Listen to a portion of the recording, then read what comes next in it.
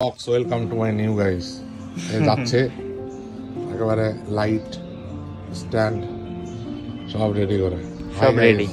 চলো चल चल चल চলো चल चल चल चल चल चल चल চল চল চল। আমরা যাচ্ছি কলকাতার অদূরেই উলুবেরিয়াতে গঙ্গা বিতান রিসোর্ট বলে একটা জায়গাতে। প্রিয়াঙ্কার দুটো ডান্সের শ্যুট হবে এবং নতুন আঙ্গিকে প্রেত কথা। নতুন আঙ্গিকে প্রেত কথা শুনে তোমাদের কেমন লেগেছে নিশ্চয়ই কমেন্টে জানিও। সামনেই গঙ্গা, এই যে দেখা যাচ্ছে যত দূর চোখ যায়।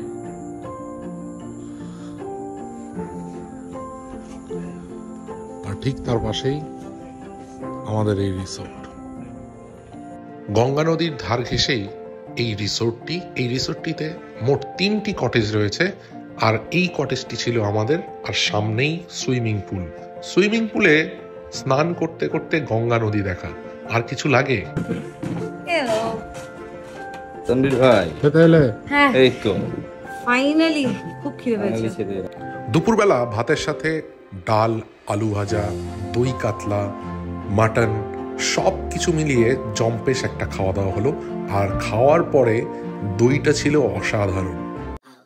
Down, up, down, up, down, up and down. Elevator up, down, up, down, Yeah. up, down, up and down. Elevator up and down, up and down, up and down, up and elevator This shit hot.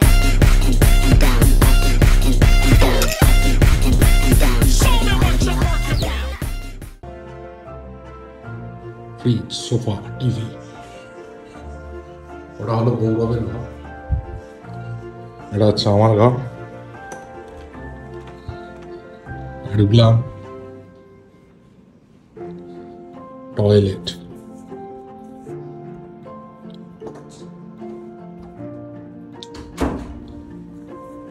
হ্যাঁ, ভিতরে কে? আমি কে? ভিতরে হলো Kaushik.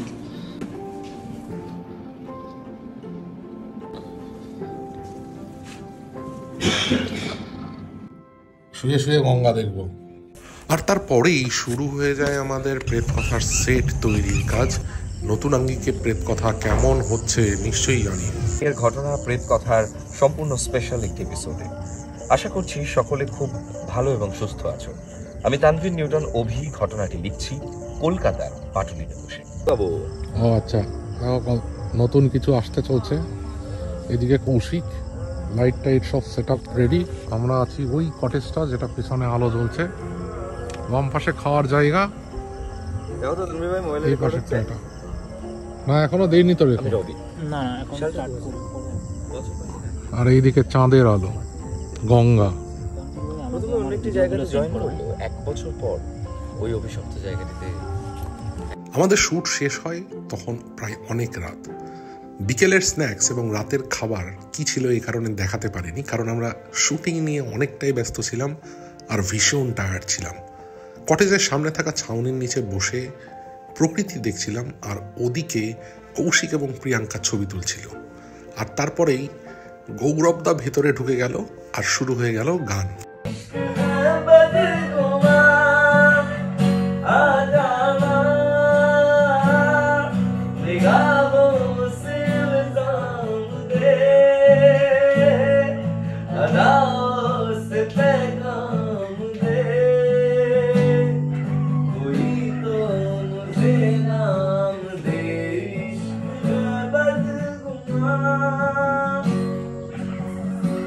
The next day সকাল সকাল ব্রেকফাস্টে হাত না লাগিয়ে কিভাবে খেতে হয় এটা একটা টিউটোরিয়াল। হ্যাঁ, হাত না লাগিয়ে কি করে খেতে হয় সেটা টিউটোরিয়াল দিচ্ছি। ডিম টোস্ট, খোলা, আর তার নিচে হচ্ছে রসগোল্লা। ডাল ভাজা কিন্তু দেয়নি, ডাল ভাজা এটা আমাদের। আরো আছে আমাদের। এই যে খাবারটা কেমন লাগলো এখানকার?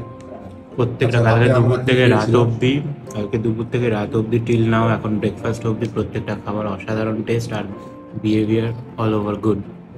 আচ্ছা, গতকাল রাতে আমরা ভিডিও করতে মনে নেই, রাতে কি খেয়েছিলাম আমরা? রাত্রে খেয়েছি আমরা রুটি, পটল আলুর তরকারি আর চিকেন কষা। চিকেন আর সন্ধ্যায় কি খেয়েছিলাম?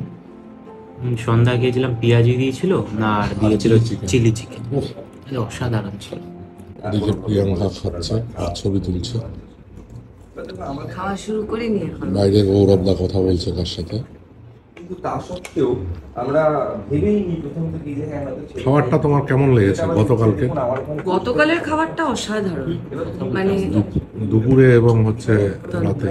হ্যাঁ, দুর্দান্ত খাবার ছিল। আমার কাছে এই যে ছাউনিটা করা আছে, এই ছাউনিটা খুব ভালো লাগে, বিশেষ করে রাতের যখন বাতাসটা হয় আর এটার নিচে দাঁড়িয়ে এত সুন্দর একটা ফিলিংস, এটা বলে বোঝানো যাবে না আর কি।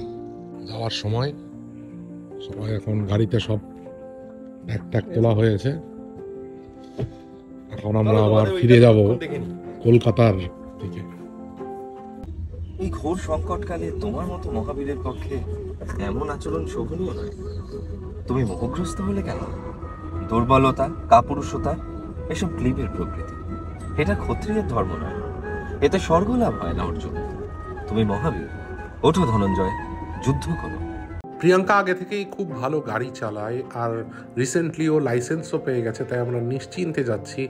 আর পাশেই গৌরবদা পাঠ করছিল সানডে সাসপেন্সে যে মহাভারত হয়, সেখানে যে শ্রীকৃষ্ণের পাঠটা রয়েছে সেটার প্র্যাকটিস করছিল, কারণ কলকাতা ফিরেই গৌরবদাকে যেতে হবে স্টুডিওতে টেক দেওয়ার জন্য। এই লোকটার কাজ করার এনার্জি অনেক, আমি তো মাঝে মধ্যে অবাক হই, সেই সাথে ইন্সপায়ার্ডও হই।